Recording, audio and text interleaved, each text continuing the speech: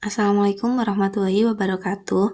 Sebelumnya perkenalkan kami dari kelompok 4. Di sini kami akan mempresentasikan mengenai case method praktikum OTK 1 yang berjudul Penentuan Laju Pengendapan Partikel Sedimentasi di Tangki Thickener 1A dan 2 Recycle pada proses dekalsifikasi Section H1, di mana judul ini kami ambil dari laporan PKL di PT Ajinomoto Indonesia Mojokerto Factory.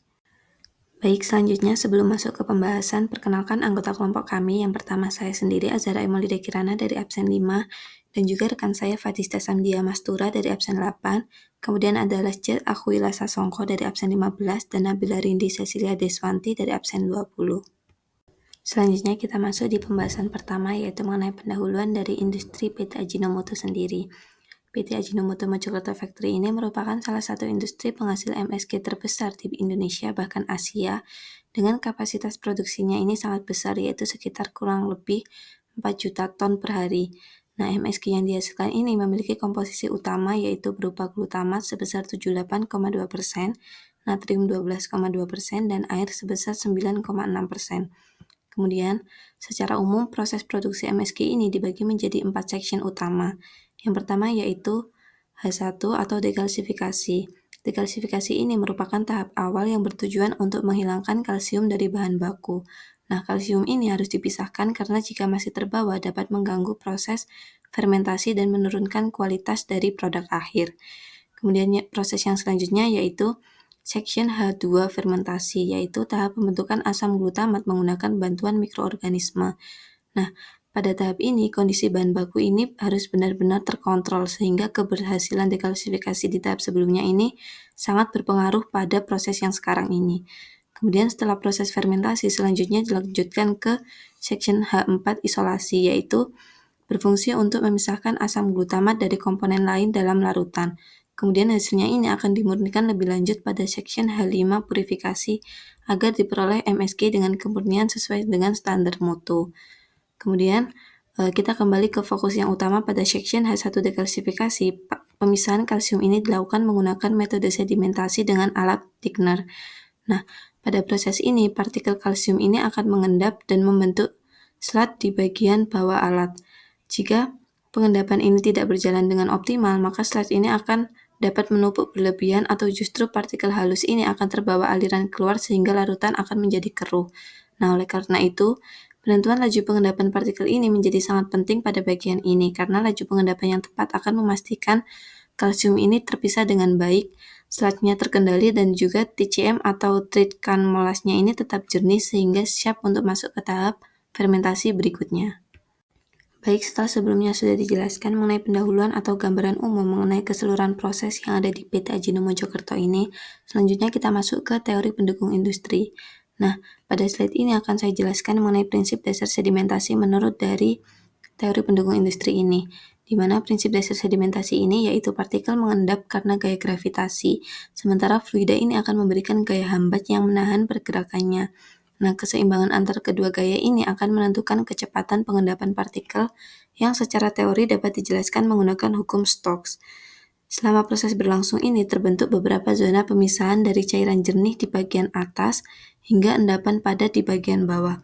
Nah, perubahan antar zona ini menunjukkan bahwa semakin tinggi konsentrasi padatan, kecepatan pengendapan partikel ini akan semakin menurun.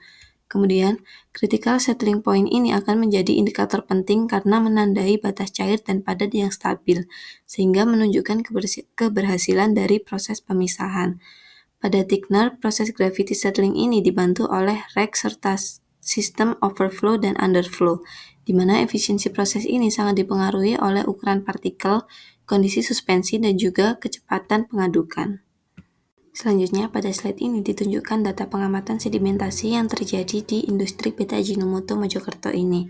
Bisa dilihat di bagian kiri ini ditampilkan hasil pengendapan secara batch yang memperlihatkan terbentuknya beberapa zona selama proses berlangsung.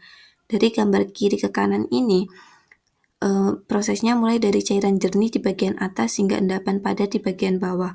Seiring dengan berjalannya waktu, batas antara zona ini akan terlihat semakin jelas yang menandakan proses pemisahan cairan dan padatan ini berjalan secara bertahap.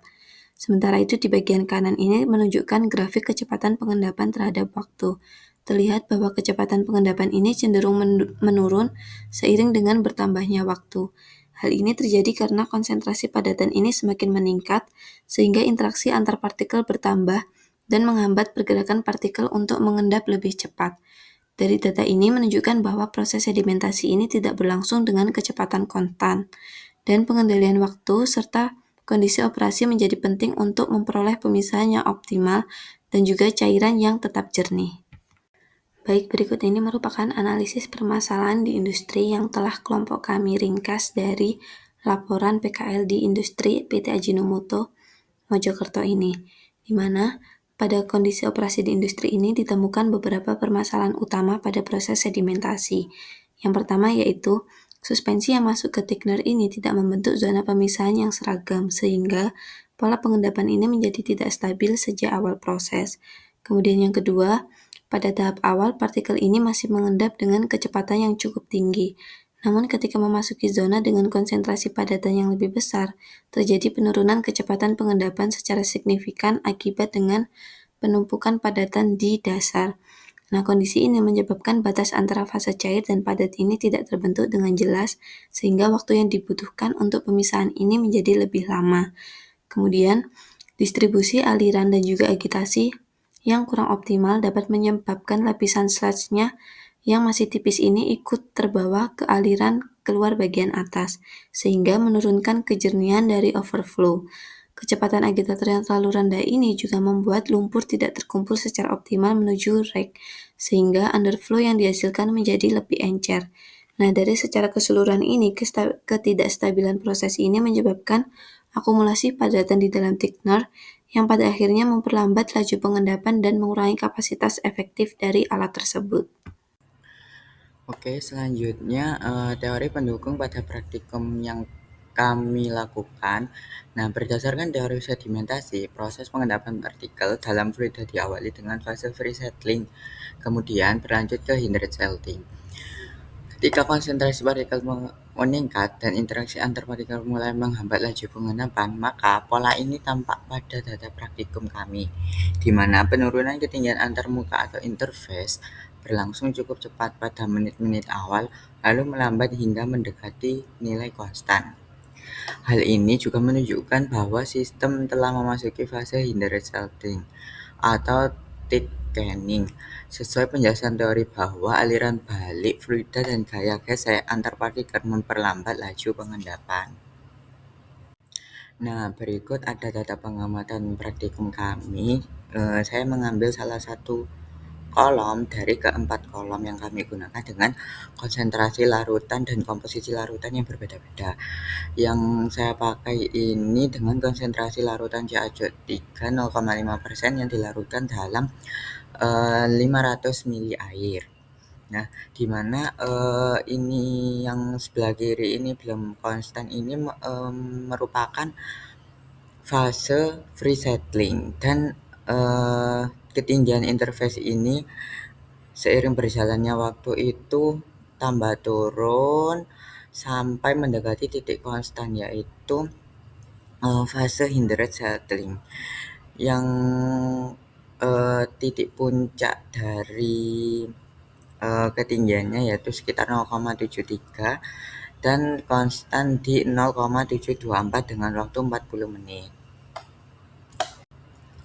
Nah, selanjutnya analisis permasalahan dalam praktikum kami. Yang pertama, penurunan interface sangat kecil, sekitar 0,73 sampai 0,724 dalam waktu kurang lebih 41 menit, sehingga pengendapan yang berlangsung sangat lambat.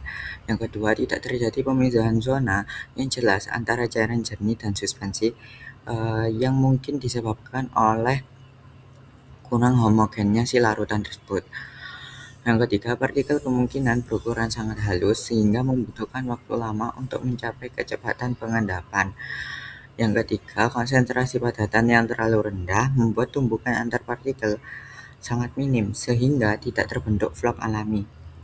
Yang keempat, distribusi partikel mungkin kurang homogen akibat pengadukan awal yang tidak merata.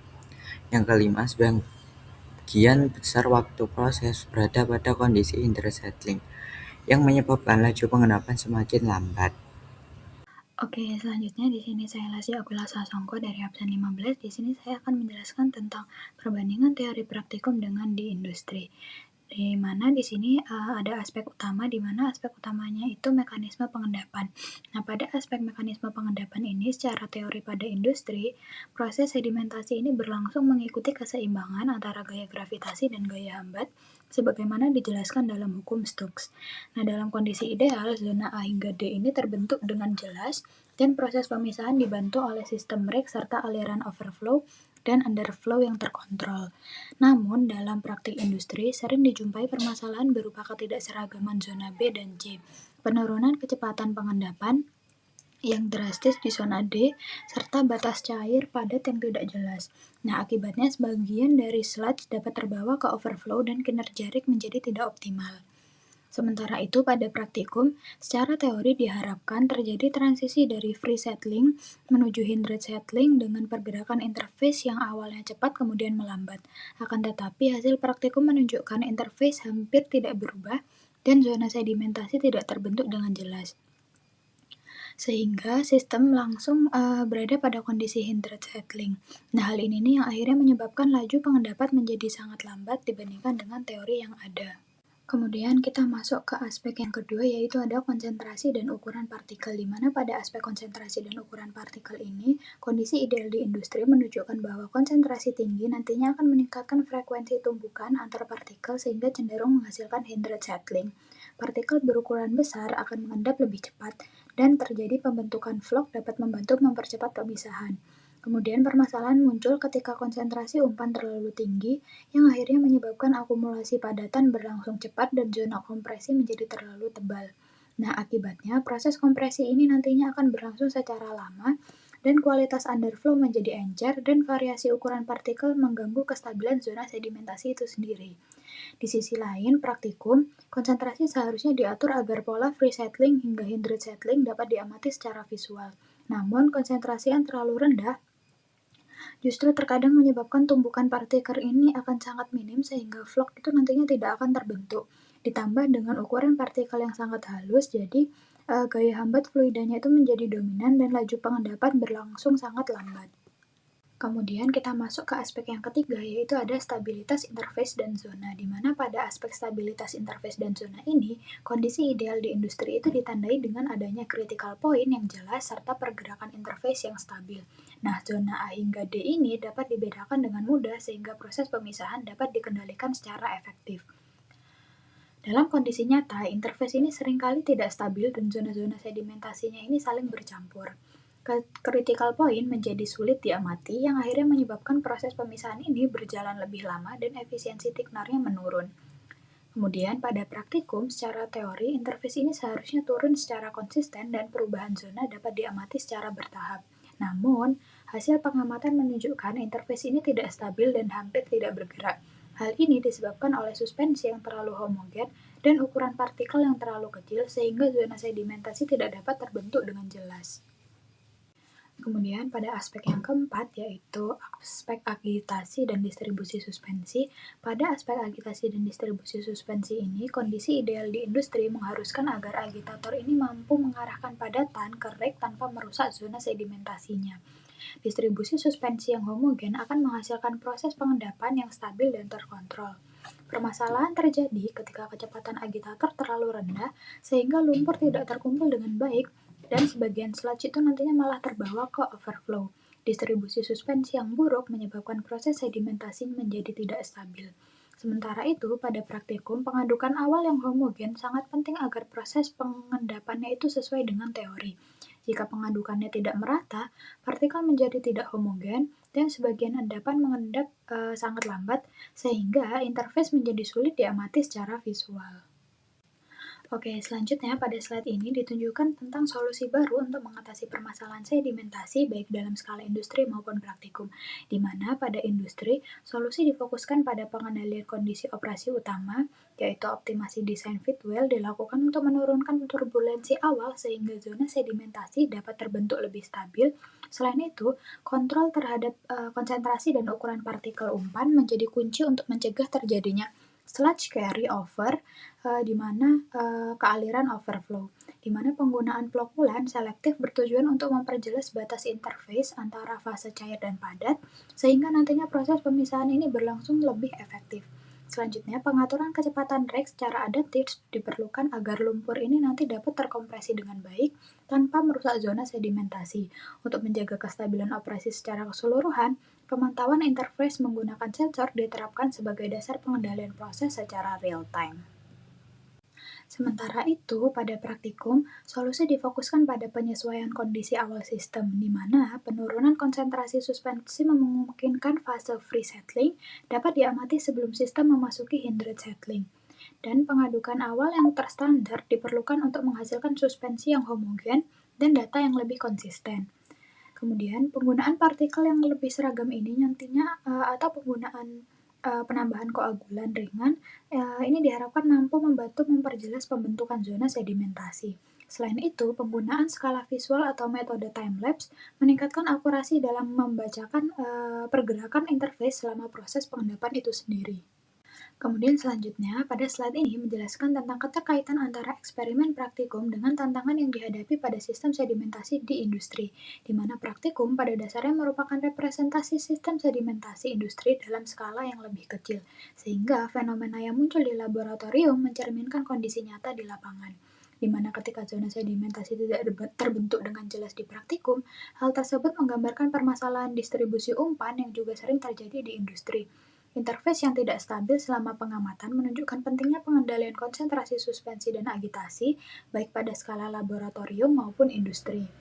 Kemudian, perbedaan hasil praktikum terhadap teori ideal menegaskan bahwa asumsi hukum Stokes tidak selalu sepenuhnya berlaku pada sistem nyata yang kompleks. Oleh karena itu, hasil praktikum tidak hanya berfungsi sebagai verifikasi teori, tetapi juga menjadi dasar penting dalam memahami desain alat, pengendalian proses, serta troubleshooting untuk sedimentasi di industri itu sendiri nantinya. Selanjutnya, saya akan menjelaskan bagian dari kesimpulan. Untuk yang pertama, pada laju pengendapan partikel, pada tangki thickener 1A dan 2 recycle ini menurun teman-teman seiring waktu operasi. Pada tangki 1A, laju pengendapan turun dari 0,00211 cm per sekon menjadi 0,00169 cm per sekon. Sedangkan pada tangki 2 atau di recycle itu turun dari 0,00358 cm per sekon menjadi 0,00286 cm per sekon akibat meningkatnya konsentrasi padatan dari selarinya. Untuk yang kedua, itu pada volume endapan yang terbentuk setelah 7 jam operasi pada tangki thickener 1A sebesar 47,1947 meter kubik. Nah, sedangkan pada tangki thickener 2 atau di recycle itu sebesar 76,0124. Nah, yang ketiga, ini ada tinggi endapan teman-teman. Tinggi endapan ini pada tangki thickener 1A mencapai 3,6138 meter, sedangkan pada tangki thickener 2 recycle itu mencapai 4,23605 meter, menunjukkan akumulasi padatan yang lebih besar pada tangki recycle. Untuk yang keempat, pada kondisi operasi. Nah, untuk menjaga kejernihan TCM, kecepatan pengendapan maksimum yang diperbolehkan adalah 948,889 cm per sekon pada tangki thickener 1A dan 1602,22 cm per sekon pada tangki thickener 2 atau di recycle. Selanjutnya adalah bagian saran. Untuk saran yang pertama itu terutama di pengendalian proses sedimentasinya. Nah, itu perlu dilakukan pengontrolan laju pengendapan dan konsentrasi padatan selari secara berkala, agar proses sedimentasi pada tangki thickener tetap optimal dan TCM yang dihasilkan itu bisa tetap jernih. Lalu, ada pada perawatan tangki thickener.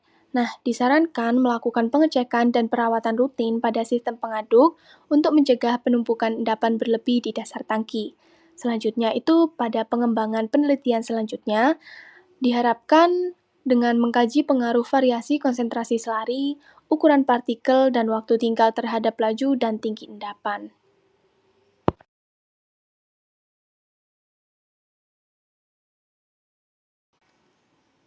Baik, sekian dari kelompok kami, kurang lebihnya kami memohon maaf, semoga ilmu ini bisa bermanfaat bagi siapapun yang melihat dan mendengarkan. Terima kasih, wassalamualaikum warahmatullahi wabarakatuh.